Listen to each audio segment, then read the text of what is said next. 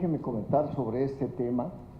Primero partiría de que siempre se ha estado manejando si la estrategia de crecimiento hacia afuera o hacia adentro, y esto es obviamente ya un falso dilema. A mi juicio, el camino es el crecimiento balanceado. Crecimiento hacia adentro pues fue desde los 30 y principalmente la industrialización sustitutiva, y que fue hasta 85 que entramos al GATT. Y luego ya vino el crecimiento hacia afuera. Y ahorita pues lo que vamos a ver, ese crecimiento hacia afuera, y lo comentaban acá de alguna manera, tiene la paradoja de que la locomotora exportadora es una de las grandes dinámicas del crecimiento, pero no arrastra a la economía y no crece. Es una paradoja. ¿Por qué? Ahorita la vamos a ver, porque se generó un proceso de desindustrialización.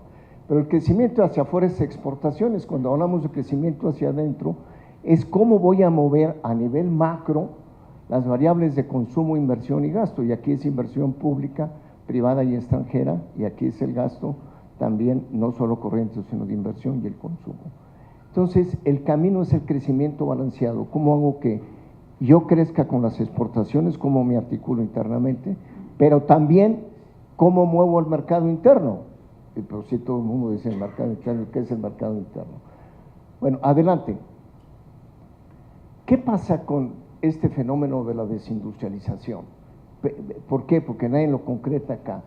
Acá teníamos en el año 90 y tantos que el PIB del industrial, el global, representaba el 36.94 y pasa ahora al 29.55. Y la tasa de crecimiento de la industria es del 0.8. Sí, pero ¿qué es la industria? Manufactura, construcción, energía eléctrica y minería. Y crecen al 0.8. Si me voy a la manufactura, bajo de 18.3 a 15.8. ¿Por qué hablamos de desindustrialización? Pues porque dejó de ser motor del crecimiento. Esa es la clave. ¿Y qué es que dejó de ser motor? Pues que creció menos que en la economía. Si la economía creció al 2.2 y la manufactura 1.1 y la industria al 0.8, pues va atrás y no jala a la economía. Esa es desindustrialización, sí, pero precoz, porque es antes de tiempo. En esa parte hay que partir de que tenemos un gran reto, y aquí reconocer a la gente, bueno, requiere todo un proceso de una estrategia de reindustrialización. Adelante. Pero déjenme hablar de alguna manera el gran reto que tenemos para poder crecer. Yo hablo de la competitividad sistémica, que tiene 6 niveles. A nivel micro necesito un modelo empresarial, empresas inteligentes, flexibles y ágiles, y desarrollar capital empresarial y laboral. A nivel micro son las empresas que van a la cancha. Sí, pero necesito empresas que sean competitivas, que tengan capital empresarial y capital laboral. Pero a nivel mesoeconómico, que es el que descuidamos, para mí es el modelo industrial y el de clúster, zonas económicas y polos regionales y competitivos, en la parte central del capital organizacional, el capital logístico, que ahora es fundamental. No es el pez más grande que se come el más chico, sino el más veloz que se come al más lento. Y la parte de innovación, que es la capacidad creativa para la productividad. Competitividad micro, meso, pero yo necesito competitividad macro.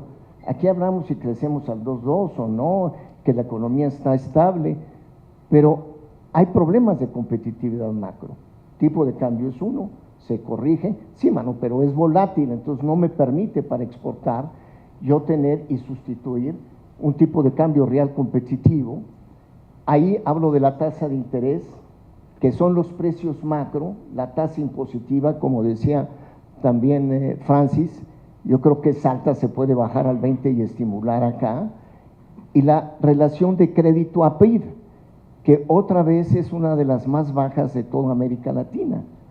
Y la tasa tributaria, que no se diga que es 12% del PIB, cuando estás hablando de 18 y 21, aún de otros países de América Latina, y no se diga de la OECD.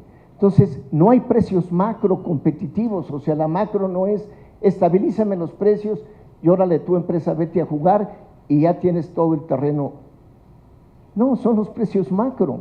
Si no tienes estos elementos que he hablado, de tipo de cambio, relación de crédito, tasa de interés, etcétera, no tienes los elementos del marco macroeconómico para estimular el desarrollo de la empresa. La parte internacional, pues sí, es lo que hablamos del modelo de apertura con crecimiento balanceado. Queremos fomento, exportaciones y diversificación comercial. ¿De qué sirve que tengas 50 acuerdos de libre comercio si todo lo tengo concentrado en un solo país? Aquí nos falta, aparte del modelo gubernamental y de Estado de Derecho, hay una cosa que me llamó la atención ahora que estuvo Ángel Gurría en la OECD, y lo decía él y lo está en el último trabajo. Yo lo tengo escrito en varios libros, hablo del Estado minimalista. Y el Estado mexicano es chiquito. Además del Estado tributario del 12%, pues si acaso gastas el 20-21%, cuando los países del OECD tienes una participación de la economía arriba del 30% y otros de Europa arriba del 40 y 50%. Ahí olvídate de la discusión del Estado y mercado. Estás hablando que en esos países el 30-40% de la economía es directamente del Estado. Y nosotros estamos hablando de un Estado minimalista. Y la otra parte es el capital institucional y el Estado de Derecho, como uno de los 15, de los 5 elementos que estamos hablando de la competitividad sistémica. Finalmente, la política social, la formación del capital social, que es la confianza y la seguridad, que ya no lo explico, esa la vivimos todos los días. Hoy hay un estado de desconfianza y un estado de inseguridad. Si ese ambiente no es favorable, no puedes tener estos elementos para decir, podemos elevar la competitividad. Pues nunca la hemos mejorado, se ha venido deteriorando la competitividad, si ves en los índices. Adelante. Cuando hablamos aquí de cómo hacer la reindustrialización, yo estoy hablando de una política de modernización industrial y que estoy hablando de 6 ejes. El primero es el eje exportador de manufactura y maquila con mayor valor agregado y generación de empleos. Veían los últimos datos del IMEX, que incluye lo de maquila, y de la exportación casi de 400,000 millones, estás hablando un 60%, 240,000 millones, es estrictamente maquila, con 25% de valor agregado. Ahí tienes 4 carros de ferrocarril, importo 3, agrego 1 y regresa. No tiene capacidad de arrastre, pero aún en la parte global, que tienes la manufactura acá, el valor de contenido nacional es menos del 37%. Entonces no tienes capacidad de arrastre, por eso esta paradoja de que tienes el modelo exportador sin crecimiento. Sí, pero ¿por qué? Porque no está integrada la economía y no tienes capacidad de arrastre. Entonces exporto, pero si tengo menos carros de ferrocarril y vagones que van integrados, pues no jala la locomotora con una integración nacional. El segundo es el eje de sustitución competitiva de importaciones para la integración productiva. Si yo tengo el 75% de importaciones, ¿cómo voy a avanzar en la integración productiva? Pues sustituyendo las importaciones. Sí, pero no es el modelo de los 60, porque aquí no hay proteccionismo. Tiene que ser una sustitución competitiva de importaciones que me permita integrar la cadena productiva. Y ese es el reto que tenemos para poder generar una economía con mayor valor agregado e industrialización acá. El tercer elemento, lo que llamamos la industrialización endógena, que es construcción e infraestructura como el gran motor interno. Nosotros deberíamos tener una verdadera banca de infraestructura, deberíamos tener una verdadera banca que permita desarrollar la industria y el motor interno de vivienda e infraestructura. Y esa nos debería dar, a mi juicio, un piso de crecimiento del 2% del PIB, que independientemente de lo que pase con el yen o el euro o demás, yo tengo un motor interno de crecimiento que me permita la base endógena de lo que es la generación de empleo también en la economía interna. La parte agroindustrial y la integración del campo, ahorita que estaba platicando me decían, ¿qué pasó con el campo? Bueno, yo tuve la oportunidad de trabajar después de muchos años en la industria, 3 años en la agricultura, y desarrollar el plan de desarrollo y modernización agropecuario y demás. Y hay una cosa bien importante, la agricultura representa solo el 3% del PIB. Hay más de 22 millones en el campo. Pero la agroindustria, si tú le agregas la industria agroalimentaria, es entre el 8 y 9% del PIB. ¿Y qué es la agroindustria? Pues el valor agregado del producto primario. Y es lo que yo quiero, no quiero exportar tomates, sino exportar jugo de tomate, ¿no?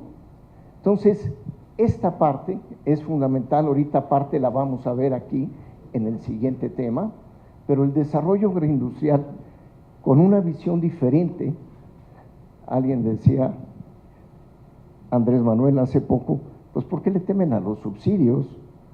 El enfoque neoliberal le tiene mucho miedo a los subsidios. Yo diría porque hay un enfoque incorrecto. Un subsidio es una transferencia improductiva. Si yo le estoy dando a una empresa un subsidio porque su costo es mayor que el precio del mercado, es un barril sin fondo.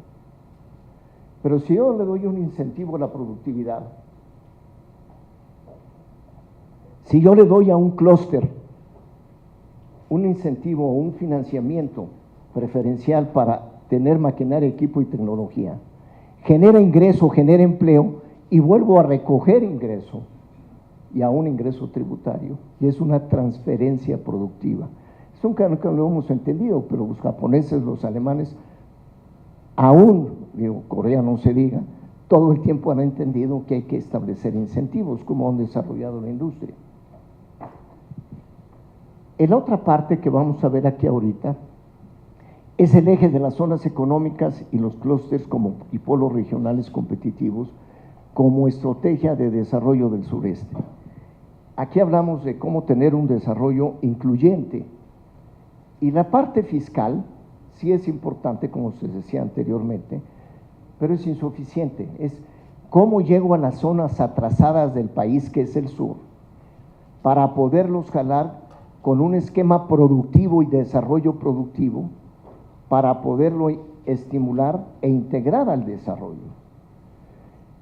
Necesito industrializar el sureste, y las zonas económicas me permiten un esquema para incentivar el desarrollo, pero no es suficiente. Yo he estado trabajando en este tema y decía, sí, mano, la zona económica ahorita lo vamos a ver, es un punto de 1000 hectáreas, pero tienes que desarrollar toda el área de influencia y tener un polo regional para poder impulsar el desarrollo. De otra manera, si me dices que vas a desarrollar 1000 hectáreas y vas a tener el desarrollo con las zonas económicas de todo Salina Cruz y Oaxaca, resulta medio ingenuo, ¿no?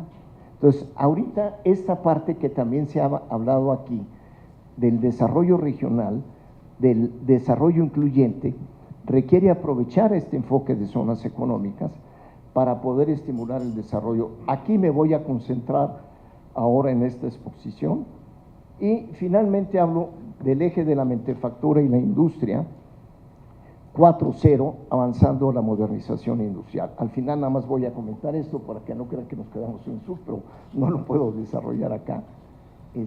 Pero es este esquema de manufactura e industria 4.0. Adelante, Erika. Primer tema es que hoy ya no se discute que competimos empresa a empresa, se compite polo regional, clúster, empresa, a través de la cadena global de valor, con un enfoque de competitividad sistémica. Por eso presenté al principio lo anterior. De otra manera, pues seguimos trabajando y decimos, así como la locomotora exportadora no jala, pues ¿por qué no somos más competitivos si pasan 10, 15, 20 años y andamos en el lugar 50, 60 en la parte del reporte global? A mí me toca trabajar en esa parte con el Foro Económico de Davos. Pues ¿por qué no tienes un enfoque integrado en el sistema? ¿Y por qué es clave la competitividad hoy? Bueno, pues porque si no tengo capacidad de competitividad para exportar, pero a su vez para enfrentar la competencia en el mercado interno, pues genero desindustrialización y desarticulación de cadenas productivas. No es solamente para exportar, es para mantener un crecimiento acá. Adelante. Cuando hablamos de la estrategia de zonas económicas especiales o zonas económicas y de clústeres, los países que han sido un éxito en el manejo de ello, y nos ha tocado estar acá, Oropés ha estado de hace tiempo acá con lo de China, y a mí me ha tocado estar trabajando en estos temas. No es que toda China sea la manufactura exportadora. Tienes toda esta parte del este, desde Beijing a Hong Kong, que tienes el esquema de polos, clústeres, y que tienes especialización en industria pesada en Dalian, que tienes en la parte de industria automotriz en Shanghai, la parte de textil y alimentos en Xiamen, etcétera. Tienes en todo este esquema que enfocas y concentras en polos regionales, clústeres, y estableces la competitividad en regiones y clústeres específicos. Y sigue trabajando sobre ese éxito. Si uno ve el otro, que es un ejemplo que siempre me da un poco de envidia porque es una tercera parte del estado de Chihuahua, es Corea, nada más que tiene un PIB industrial mayor que el de México, y ahora tiene 8 zonas económicas en que está especializado en las diferentes áreas, y no es toda Corea que está exportando, está concentrado en sus polos, en sus zonas económicas y concentrado en sus clústeres. Y ahí establece la competitividad. Adelante. Nada más quiero comentar por qué el clúster es importante acá y qué significa. Y el clúster es un modelo que me permite, es como un conglomerado productivo y comercial que permite la asociatividad de las empresas en un sector para elevar la productividad y la competitividad e integrar la cadena productiva y de valor, que es estos elementos de innovación, cadena de proveeduría, producción, logística y más. Pero ¿qué tenemos en una empresa como Cemex? Economías de escala. ¿Y qué tengo en una pequeña o mediana empresa o en 17,000 productores que vamos a ver ahorita de aguacate, pequeños? Pues economías de aglomeración, de asociación, que me permiten hacer cosas que yo no puedo hacer individualmente. Y tiene un modelo de asociatividad y de articulación productiva y el modelo de integración de la cadena productiva y de valor. Este es importante porque en la parte agroindustrial, en lugar de estar trabajando por proyecto y por campesino, tenemos que hablar de clústeres para poder tener a miles de productores asociados. Adelante. Cuando ustedes ven a PIAM, yo tuve la suerte de trabajar en esta clúster hace más de 10 años haciendo el programa de competitividad cuando estaba el gobernador Cárdenas acá. Y entonces se estableció a PIAM, que es la asociación de la parte de agricultores en la parte de aguacate. Y hoy día, nada más hay alrededor de 17,000 pequeños productores, estoy correcto, ¿no, Erika? Siempre aumenta acá. Pero sí lleva ya más de 2,000 millones de dólares de exportación de aguacate. Ya me podría decir, ¿cómo? Bueno, precisamente el clúster les ha permitido tener economías de aglomeración y demás, y ahora se dan el lujo de tener todo un esquema de siembra, producción, cosecha, post cosecha, etcétera, almacenamiento, empaque, pero en el Super Bowl tienen 50 segundos para poner un spot que ellos pagan de 50 segundos sobre el aguacate, de 5 millones de dólares, y no tienen subsidio en el gobierno, su productividad se los da. Lo que les quiero decir es que toda esta parte del sector agropecuario, si se organiza de manera diferente en los mismos clústeres, les permite las economías de aglomeración y ser altamente productivos y competitivos. Ahora está teniendo mucho éxito las berries, y este está siendo otro de los sectores que también va a tener alto potencial. Adelante. Pero así como hablamos de esto, y aquí hay varios regiomontanos. A mí me tocó trabajar en la ciudad del conocimiento en Monterrey, y también hay un clúster que yo llamo clúster de innovación y mentefactura que planteamos en el programa que me tocó realizar acá, y que es un clúster de innovación en donde está la triple hélice, las universidades aquí, el Tecnológico y la Universidad de Nuevo León, y aquí hay más 80 hectáreas y hay más de 100 y tantas empresas intensivas en conocimiento, software, nuevos materiales y demás, que generan bajo este modelo de la triple hélice todo el desarrollo de la industria que yo llamo de la mentefactura también. Es decir, no solamente industrias intensivas en conocimiento, sino cómo pasar en Monterrey de producir cemento, vidrio, varilla y mano cartón, a producir ahora biotecnología, nanotecnología, software, etcétera, que son industrias intensivas en conocimiento. Y aquí hay un clúster de innovación y desarrollo tecnológico. Entonces, nada más pongo los dos extremos, en el caso del aguacate y el caso de la innovación. El modelo funciona como tal. Adelante. Ahora me voy a concentrar únicamente y exclusivamente lo que hablaban acá de las zonas económicas y la parte de clústeres y polos regionales, y voy a tomar un caso específico en la parte del sureste, que es Salina Cruz y Coatzacoalcos. Adelante. Primero, las zonas económicas ya es un programa establecido por el actual gobierno, y además de Lázaro Cárdenas está Salina Cruz, Coatzacoalcos, la parte también de Chiapas acá, pero ya se integró Campeche, Tabasco, Yucatán, Hidalgo, Puebla, y estos elementos de la zona económica, ¿qué es lo que tienen? Pues como son zonas atrasadas, no se va a ir la inversión fácil. Si le das incentivos fiscales, por 10 años no pagan impuestos sobre la renta y 5 años más el 50%. Le das incentivos fiscales de pagar el 50% del seguro social acá. Los incentivos comerciales son zonas libres, zonas aduaneras, puedo importar y exportar sin tener problema de impuestos y demás.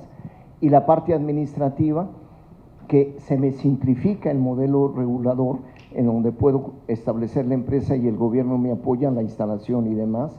Y finalmente el desarrollo de infraestructura competitiva, porque si no tengo alrededor una infraestructura competitiva, difícilmente voy a avanzar y poder atraer a las empresas. Adelante. Adelante. Voy a poner el caso de Salinas Cruz y cómo en una zona atrasada requiero yo en el polo regional, y ahorita explico por qué, los proyectos de modernización del puerto, las carreteras, ferrocarril, gasoducto y los clústeres logístico, multimodal, agroindustrial, el propio de construcción y vivienda, acuacultura, etcétera, el clúster minero, y cómo las universidades que están ahí, que tienen un gran potencial, permiten integrar el modelo. Adelante. Cuando hablábamos aquí inicialmente de Salina Cruz y de la zona económica, yo planteé decir, bueno, y desarrollamos 1000 hectáreas ahí en la zona económica. Primero, no es viable en términos de economía, de aglomeración, escala y demás, pero si yo quiero desarrollar acá, se me van a venir la población mía misma de Juchitán, de Tehuantepec y demás acá, y me van a decir, nosotros ¿dónde vemos? Es decir, no puedes desarrollar nada más este punto de la zona económica porque tienes estos municipios que están alrededor y que los debes integrar al desarrollo. ¿Saben cuánta población hay ahí? Más de 300,000 gentes. Eso es lo que te permite desarrollar el polo y darle ventaja competitiva desde Salina Cruz a Jalapa del Marqués en la zona, ¿no? Adelante. Ahora, aquí se ha planteado con Coatzacoalcos que tenemos la posibilidad de integrar el transísmico, pero aquí en Salina Cruz y en el área hemos desarrollado lo que son los diferentes clústeres para darle competitividad a la región, es decir, quiero desarrollar los 10 municipios y desarrollar los 300,000 gentes que trabajan ahí. ¿Cómo?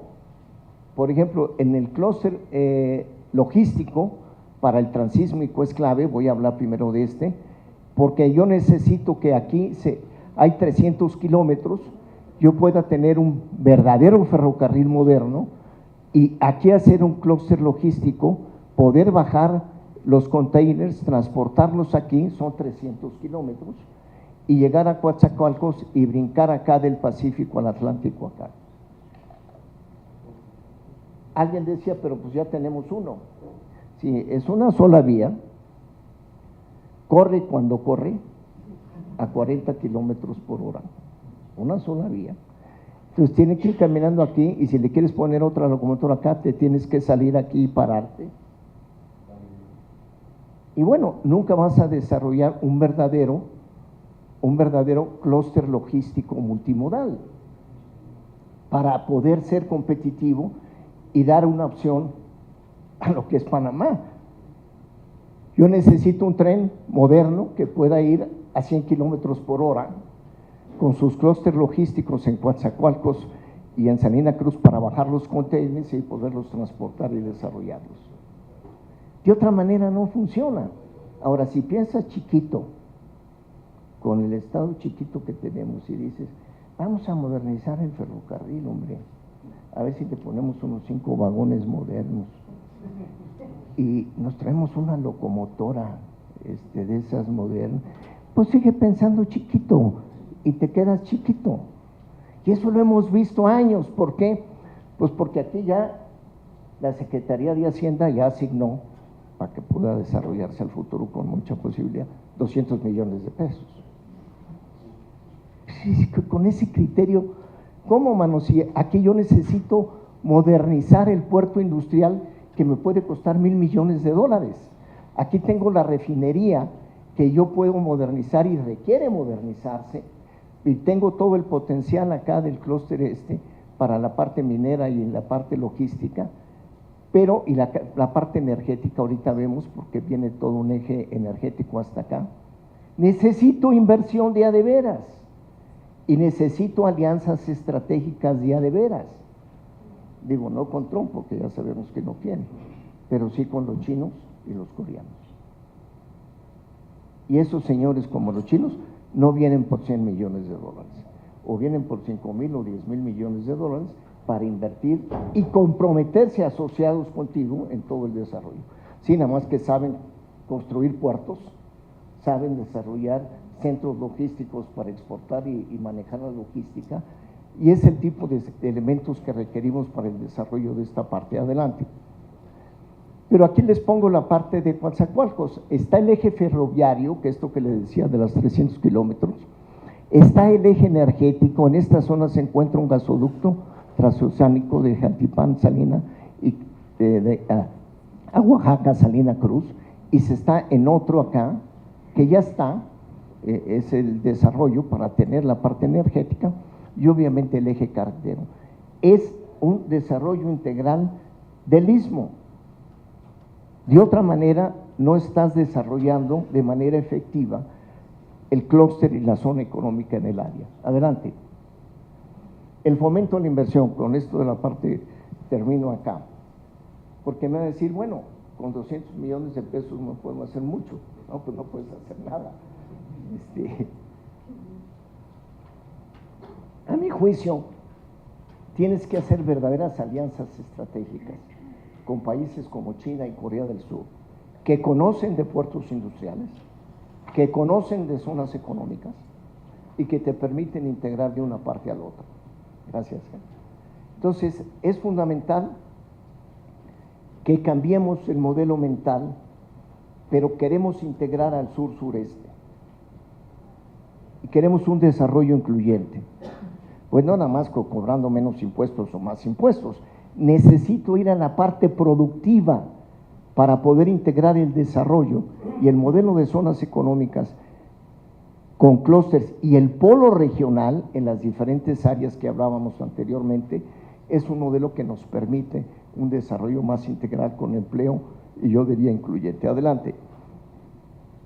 El futuro de la modernización industrial. Nomás para no quedarnos acá. A nivel del desarrollo en el sexto eje, hablábamos de cómo paso de la manufactura y hacer las cosas con la mano a la mentefactura y hacer las cosas con la mente. Y ahí es todo un esquema que hoy día se cruza mucho con en la industria 4.0. Tuvimos la oportunidad en esta parte, el doctor José Luis de la Cruz y yo, estar acá en Hannover.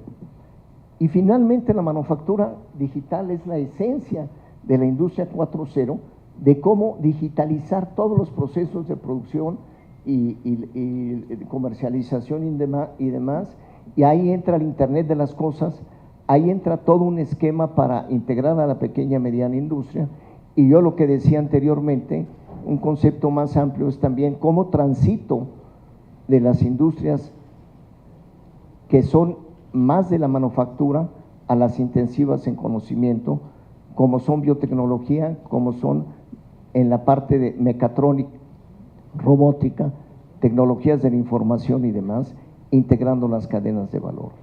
Aquí lo dejo, es nada más, este tema no lo puedo desarrollar, me quedé en lo de las zonas económicas, clústeres, innovación, y ya la política integral más en la parte industrial, le tocará en la presentación a José Luis hablar de ella. Muchas gracias.